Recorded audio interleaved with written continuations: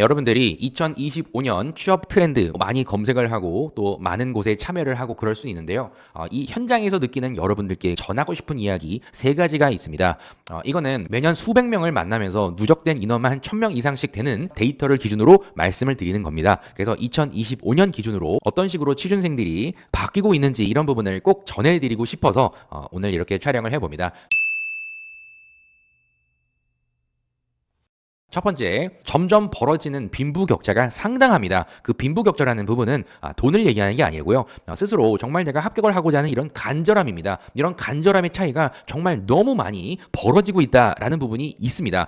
어떤 사람들이 열심히 할까요? 당연히 대학교 졸업을 하고 얼마 안 된 취준생들이라고 생각하지만 취준생들이 오히려 더 열심히 하지 않는 경우가 많습니다. 이미 재직을 하고 있는 재직자분들께서 더 열심히 합니다. 특히 공기업 같은 경우에는 보통 필기에 공부를 해야 할 텐데 자격증도 취득을 해야 되지만 재직자들은 시간을 쪼개서 선택과 집중을 통해서 엄청나게 노력을 하는 그런 이 재직자에는 이미 공공기관 공기업에 근무를 하고 있는 분들이 이직을 하는 경우가 상당히 많습니다. 그래서 이런 분들이 더 열심히 하는 이 트렌드가 점점 더 확고해지고 있다라고 저는 느낍니다. 왜냐하면 실제 이 필기 합격을 하고 면접에 온 분들의 연령대라든지 아니면 이들의 성향들 이런 점들을 쭉 보게 되면은 실제 순수 대학생들은 이제 점점 많이 없어지는 추세입니다. 오히려 재직자분들이 많습니다. 그만큼 열심히 하는 사람들이 더 열심히 하는 이 현실이 정말 저는 좀 안타깝게 보면서 여러분들께 정말 이 시간에도 경쟁자들은 열심히 노력하고 있다는 것을 꼭 알려드리고 싶습니다. 운이 좋아서 합격하고 그 운도 중요는 물론 하지만 평소에 정말 간절히 본인의 꿈을 위해서 열심히 해 나갔던 분들이 합격을 하는 경우가 많이 있습니다. 그들끼리의 경쟁이에요.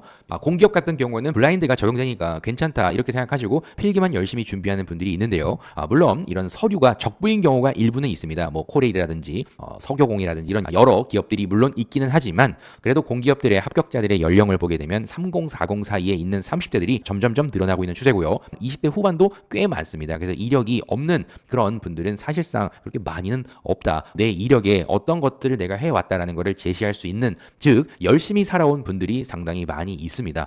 운이 좋아서 합격하는 경우로 보시면 안 됩니다. 그래서 꼭 내 이력 사항도 챙겨 나가는 게 중요하다. 대학교 졸업한 다음에 내가 원하는 기업을 한 방에 가면 정말 좋긴 하겠지만 많은 분들이 단계별로 뭐 중소기업도 있을 수 있고요. 인턴도 있고요. 기간제도 있고요. 계약직 같은 부분도 있으니까 이런 직무 역량을 어떻게든 쌓으면서 공부를 하면서 면접을 보게 되는 경우가 실제 많이 있습니다. 그리고 좀 안타까운 것 중에 하나인데요. 우대사항에 이런 가산점이 적용되는 그런 자격증들이 점점 보유량이 많아지고 있습니다. 이 자격증을 더 많이 보유한 사람들이 더 합격할 가능성이 크다 이렇게 생각하다 보니까 워낙 많은 사람들이 준비하는 공공기관이다 보니 전에 불합격했던 분들은 자격증을 계속 쌓는 분들이 많습니다. 10개 이상씩 가지고 있는 분들도 은근히 좀 있다는 점 안타깝지만 우대사항 이 가점이 적용되는 자격증 점점 경쟁이 심화되고 있다 이렇게 보면 됩니다.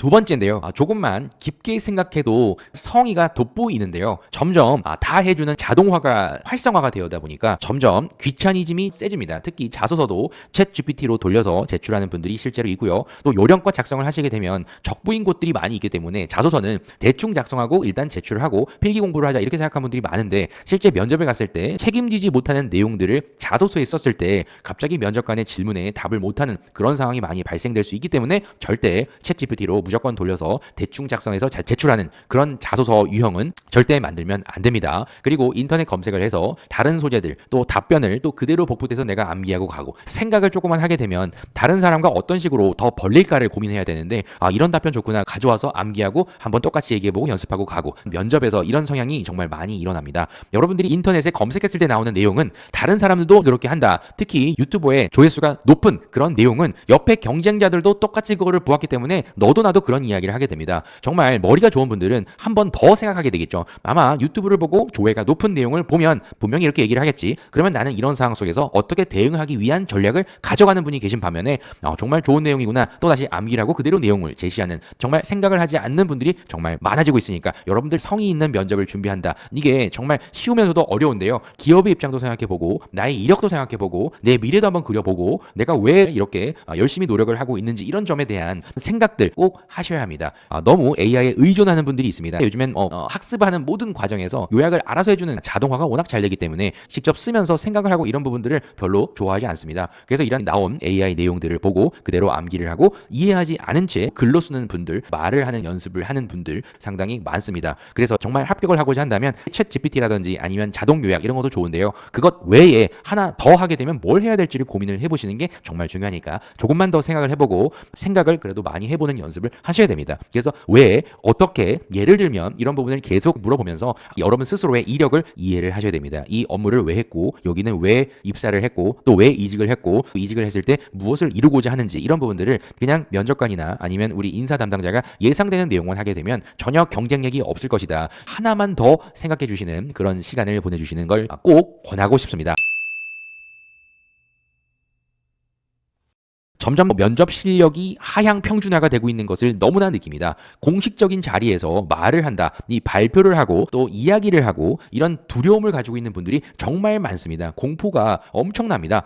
실제 나중에 만나게 될 면접관도 우리 동네에서 보게 되면 그냥 동네 아저씨입니다. 근데 그 자리에 압박감을 이기지 못해서 발표를 하거나 아니면 일상적인 이야기를 할 때도 덜덜덜 떨면서 얘기를 못하는 분들이 점점 많아집니다. 그리고 최근에 면접은 압박 면접이라는 게 거의 없어지고 있습니다. 이 얘기는 뭐냐면 서로 편한 분위기 속에서 너와 함께 이렇게 얘기를 충분히 할 수 있는 시간을 보내고 싶다. 이런 쪽으로 물론 다대다 면접에서의 시간 관계상 짧게 해달라는 그런 부분이 있지만 전반적으로 이야기를 짧고 굵게 핵심만 이야기하면 또 궁금한 걸 물어보고 거기에 대한 답을 하고 이렇게 티키타카가 한 두 번, 세 번 이어져야 되는데 이 부분이 잘 진행되는 경우가 그렇게 생각보다는 많이 없습니다. 내가 A를 물어봤는데 B를 대답하고 B를 물어봤는데 C를 대답하고 이런 형태로 핵심만 가지고 딱 얘기를 하는 연습을 해야 되는데 이렇게 하지 못하는 분들이 점점점 많아지고 있습니다. 이게 되게 어려운 게 아닌데 물론 그렇게 긴장을 하면 동문서답을 하는 경우가 종종 있을 수는 있으나 핵심만 좀 이야기를 했으면 좋겠는데 그냥 면접을 진행하는 과정 속에서도 A를 물어보면 뱅뱅 둘러서 얘기한다든지 B를 얘기하는 그런 경우가 정말 많습니다. 그런 것보다 핵심을 물어보면 핵심만 얘기해야 됩니다. 뭐를 먹고 싶은지를 물어보게 되면 가장 먹고 싶은 게 이것이라는 걸 얘기하는 게 면접인데